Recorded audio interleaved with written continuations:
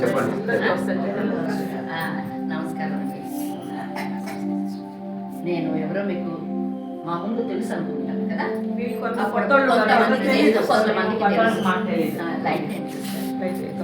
ఏమనుకోవద్దు, నేను మీలో ఒక్కదాన్నే. నాకు నేను లైఫ్ కోచ్ అనేసి జీవితం గురించి మనం అన్నీ ఈ ఫుట్బాల్ నేర్చుకోవడానికి, క్రికెట్ నేర్చుకోవడానికి, స్విమ్మింగ్ నేర్చుకోవడానికి అన్నిటికీ కోచింగ్ తీసుకుంటాం కదా. మనం జీవితం, లైఫ్ అంటే జీవితం కదా, జీవితం గురించి కూడా కోచింగ్ తీసుకుందాం అనేసి ఒక కోచింగ్. ఎందుకు మనకి జీవితానికి కోచింగ్ అవసరమా చెప్పండి? మనం లైఫ్ అంటే జీవితం కదా, దానికి కోచింగ్ అవసరమా? ఇప్పుడు ఏదైనా గేమ్స్ ఆడుకోవడానికి అయితే, ఇప్పుడు సైకిల్ నేర్చుకుంటే ఎవరైనా నేర్పించాలి, కోచింగ్ కావాలి. స్కూటర్ నేర్చుకుంటే, కార్ కావాలంటే ఒక కోచర్ కావాలి. దేనికైనా మెడిటేషన్ కావాలంటే ఏదైనా కోచింగ్ కావాలి. మన జీవితానికి కూడా ఒక కోచింగ్ కావాలా అని ఒక డౌట్ వచ్చింది.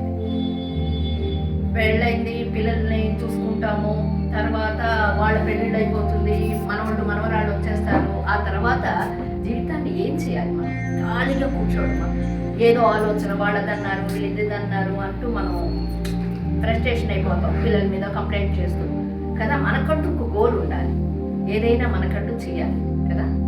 అది ఏం చేయాలి మనం? ఈ టైంలో, ఈ ఏజ్లో నేను ఏదైనా సాధించాలంటే ఏం సాధించాలి? బాధ్యతలు అయిపోయింది, నాకు అన్ని బాధ్యతలు అయిపోయింది, ఖాళీగా కూర్చుంటాను. ఎంతసేపు అని పూజ చేస్తాము, ఎంతసేపు అని మెడిటేషన్ చేస్తాం. దార్జీ గురు, అసలు యాక్చువల్గా దార్జీ ఆ గురువు నమస్కారం చేసుకుంటున్నాను. దార్జీ వల్లనే, ఈ మెడిటేషన్ వల్లనే నేను ఇలా ఈ ఆయన చూపించిన మార్గమే ఇది. థాట్ఫుల్నెస్ ద్వారానే నాకు ఈ మార్గం వచ్చింది. అప్పుడు ఒకరోజు ఆలోచించాను, ఏం చేయాలి? మన ఇంట్లో కూర్చొని ఎంతసేపు 24 గంటలు, మధ్యాహ్నం పడుకుంటే రాత్రి నిద్ర రాదు కదమ్మా, మీరు చెప్పండి. మధ్యాహ్నం పడుకుంటే రాత్రి నిద్ర రాదు, నిద్ర వచ్చేది లేదు మనకు అస్సలు కదా. పోనీ ఎక్కడికైనా పోదామంటే అది కుదరదు. కానీ జీవితంలో ఏదో ఒకటి చేయాలి. ఈ వయసు అయిపోయింది కదా, 50 అయిపోయింది కదా, ఏమీ చేయకుండా అలా ఎప్పుడు రాబ్బా అని జీవితం కాకుండా ఏదో ఒకటి సాధించాలి, ఏదో ఒకటి చేయాలి. ఇప్పుడు నేను ఏదైనా నేర్పించడానికి వెళ్తే కుదరదు కదా. కానీ జీవితంలో మనకి దానికి ఏదో ఎక్కడో మనకి ఎవరైనా ఏదైనా చెప్తే బాగుంటుంది.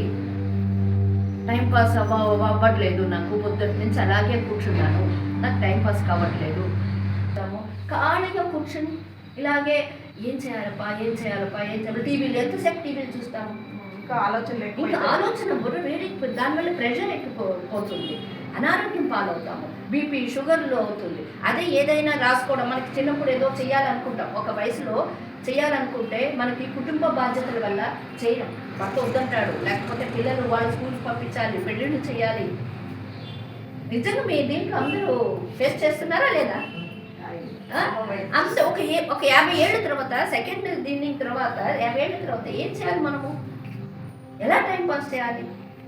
అదొక క్వశ్చన్ వస్తుంది. వయసున్న ఇప్పుడు ప్రెసెంట్ యంగ్ ఏజ్ వాళ్ళు కూడా చదువుకుంటారు బాగా, ఏ జాబ్ ఏదైనా రాదు, అప్పుడు ఏం చేయాలి? ఏదో ఒకటి మనం సాధించాలి. జీవితం అనేది ఊరికే వ్యర్థం కాకూడదు, వేస్ట్ కాకూడదు. మనం పుట్టింది ఎందుకో భగవంతుడు నిర్ణయించి ఉంటాడు, మనకు ఒక పని ఇచ్చి ఉంటాడండి. ఆ శక్తిని గుర్తించాలి. మనలో ఒక శక్తి ఉంటుంది. కొంతమందికి అల్లరికా కుట్టులు వచ్చు, కొంతమందికి చక్కగా పాట పాడడం వచ్చు, కొంతమందికి వాళ్ళు వంటలు చేసే దాంట్లో ఎక్స్పర్ట్ ఉంటారు, కొంతమంది చదువు చెప్పే దాంట్లో ఎక్స్పర్ట్ ఉంటారు. వాళ్ళకి ప్రతి మనిషికి అండి, ఒక్కడికి కాదు, ప్రతి భగవంతుడు మనం పుట్టించాడు అంటే ఏదో కారణానికే పుట్టించాడు, కారణం లేదే పుట్టించాడు. మనం కారణ జన్మలు, ఆ కారణం ఏంటో మనం తెలుసుకోవాలి. మనం ఎందుకు పుట్టించాడు ఒక్కసారి కూర్చొని మీరు మెడిటేషన్ చేస్తారు కదా, ఆలోచించండి. షుగర్ ట్యాబ్లెట్లు, బీపీ ట్యాబ్లెట్లు, లేకపోతే ఆ టీవీలో ఏది చూస్తామో ఏది చూడకూడదో ఇవన్నీ టైం పాస్ చేయకుండా మన జీవితం. అందుకని ఈ కోచ్ అనేది నేను తీసుకున్నాను. 60 ఏళ్ళు అయిపోయింది నాకు. దీంతో 60 ఏళ్ళ తర్వాత ఏం చేయాలి? ఇంట్లో డిజిటల్ కూడా ఇప్పుడు నేను డిజిటల్ అంటే ఏంటి, సోషల్ మీడియా తెలుసు కదా, యూట్యూబ్లో వాటిల్లో కూడా వస్తున్నాను, స్టార్ట్ చేశాను. ఇన్స్టాగ్రామ్ దాంట్లో కూడా వచ్చి ఎలా ఫ్రెండ్స్ అవ్వాలి ఆన్లైన్లో. ఒక్కొక్కరింటికి పోదామంటే మనకి ఈ వయసు కాదు. అందుకనే ఈ సోషల్ మీడియాలో యూట్యూబ్, ఇన్స్టాగ్రామ్, ఫేస్బుక్ ద్వారా నాకు తెలిసింది. నాకు ఇంత వయసులో మనకు అనుభవం ఉంటుంది కదా, ఒక్కొక్కరికి ఒక్కొక్కటి. ఇప్పుడు యంగ్ ఏజ్ వాళ్ళకి ఐటీ గురించి వాటి గురించి తెలుసు, దానికి మెడిటేషన్ గురించి తెలుసు, వాళ్ళ జీవితంలో అనుభవించింది ఏదో ఉంటుంది కదా. మీ లైఫ్లో ఏదో ఒకటి మీ లైఫ్లో చూసి ఉంటారు, ఏదో ఒకటి తెలిసి ఉంటుంది. అయ్యో ఇలా చేయకూడదు, ఇలా చేసి ఉండాల్సింది, అయ్యో వాళ్ళు అలా చేస్తున్నారే, ఇలా చేస్తే బాగుంటుంది అని అందరి లైఫ్లో ఉండాలి కదండి. మెడిటేషన్ చేసినప్పుడే అప్పుడు అవంతా వస్తుంది. వస్తుంది కదా. మనం కూర్చుని మెడిటేషన్ చేస్తుంటే అసలు ఆ మెడిటేషన్ దానివల్ల మనం ఎంత లాభం పొందుతామో తెలుసా? నాకంటే మీకే బాగా తెలుసు కదా. కానీ ఆ మెడిటేషన్ చేసిన తర్వాత మనకు ఆలోచన వస్తుంది కదా, అయ్యో ఎనర్జీగా లేచి అయిపోయింది. Fast is fast. నిన్న జరిగింది ఈరోజు రాదమ్మా. మనకంటూ ఒక ఎనర్జీ కావాలి. ఎవరైనా చూడండి, నేను ఏదైనా ఇబ్బంది మీరు వచ్చి ఏం కాదమ్మా నేను ఉన్నాను అని భుజం తట్టి దగ్గర తీసుకుంటే ఏం చేయొద్దు మనం. అదిగో వస్తున్నాను, తను బరి కూర్చోండి, నా నీరు కొడితే అన్ని సిస్టర్ అని ఎట్లా అంటారు కదా.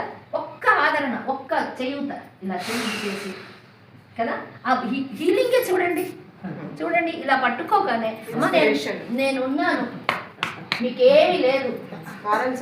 మారల్ సపోర్ట్ కావాలి ప్రతి మనిషికి అండి. అదే లైఫ్ అనేది. ఏదో పోగొట్టేసుకున్నాము ఏదో అది కాకుండా ఇలా నేనున్నానండి, మీకు ఎందుకు, మీకు ఏ ప్రాబ్లంలో ఉంది, నేనున్నానమ్మా. డబ్బులు ఇబ్బందా, దాన్ని సాల్వ్ చేస్తాను. ఆరోగ్యంగా నేనున్నాను. పిల్లలు చూడట్లేదా, నేను చూస్తాను. లేదా ఒంటరిగా ఉన్నానా, నాకు తోచట్లేదా, నేను థ్యాంక్ యూ సో మచ్. ఇలా మీ అందరి ముందు ఫస్ట్ సెషన్ స్టార్ట్ చేసినందుకు, నా లైఫ్ కోచ్ జర్నీ మీతో స్టార్ట్ అయినందుకు చాలా చాలా సంతోషంగా ఉంది. సిస్టర్ శకుంతల గారు థ్యాంక్ యూ, బ్రదర్కి థ్యాంక్ యూ. మీ అందరికీ ఇంత సమయాన్ని నా కోసం వెచ్చించినందుకు నిజంగా నేను చాలా సంతోషంగా ఉన్నానండి. Thank you. ఉంటాను. ఈ మీ మీనా మళ్ళీ కలుస్తాను. ఏదైనా ఉంటే ఫోన్ల ద్వారా, మెసేజ్ ద్వారా తెలపండి.